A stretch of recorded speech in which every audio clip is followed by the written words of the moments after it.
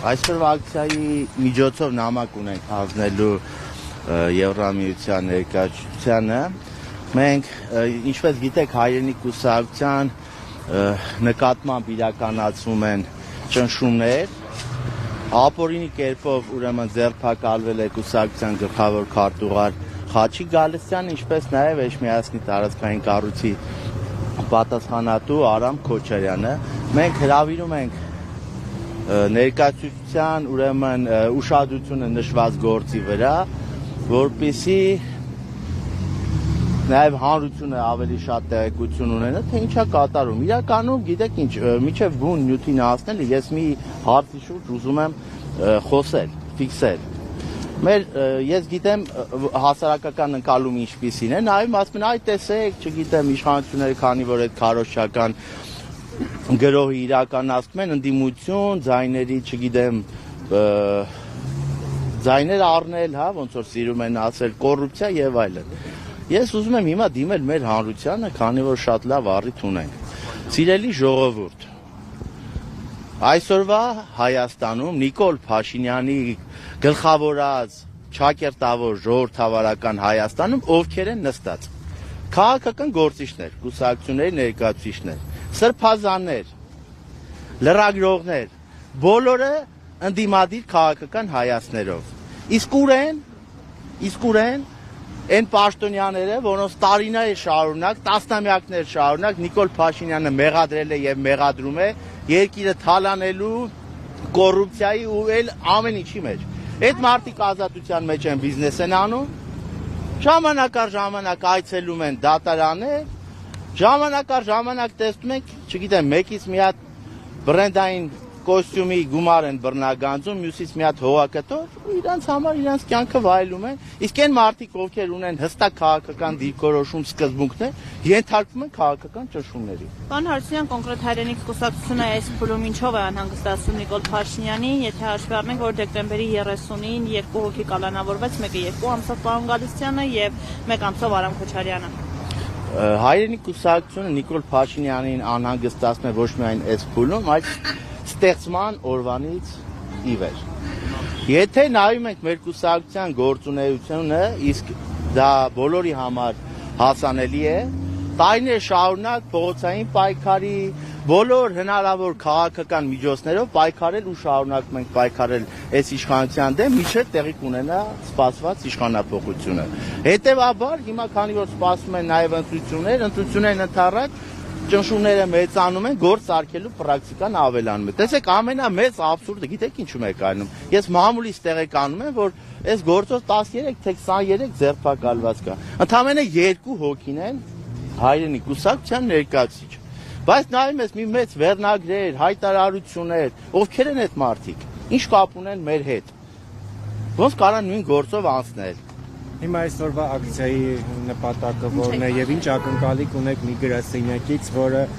որևիցե կերպ չի արձագանքում ոչ միայն Խաչիկ Գալստյանի, այլ նաեւ մյուս անազատության մեջ գտնվող անձանց իրադարձությունների վերաբերյալ պահպանում է տոտալ լռություն։ Շատ լավ հարց եք տալիս։ Դա նույնն է, գիտեք, որ ասենք, եթե մի անգամ փորձեցինք իշխանափոխություն անել, իշխանափոխություն չեղավ, ուրեմն պետքա իշխանափոխության մասին չմտածենք։ Եթե մի անգամ որևէ սոցիալական խնդիր ունեցանք, դրա մասին բարձրաձայնեցինք, անկախ նրանից ով է իշխանության, այդ խնդիրը չլուծվեց, ուրեմն պետքա այդ խնդիրները չբարձրաձայնենք, չասենք։ Ոչ, քաղաքականությունը նախ եւ առաջ մանավանդ մեր նման թույլ ժողովրդավարական երկրներում ենթադրում ու պարտադրում է հետևողականություն, իսկ մենք այդ հետևողական պայքարը տանում ենք։ Իսկ ով ասել, որ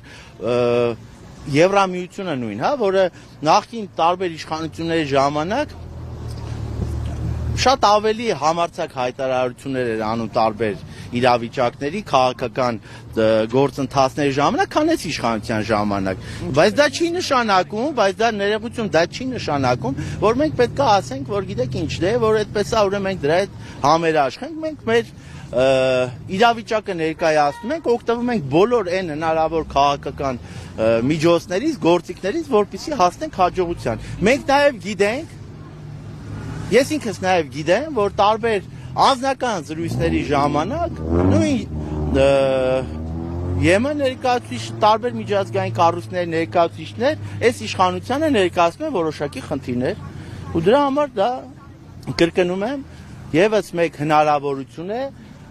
քաղբանտարկյալների իրավունքները պաշտպանելու, որը մենք իրացնում ենք։ Պարոն Հարությունյան, ո՞րն է պատճառը, որ այսօր այդ կառույցները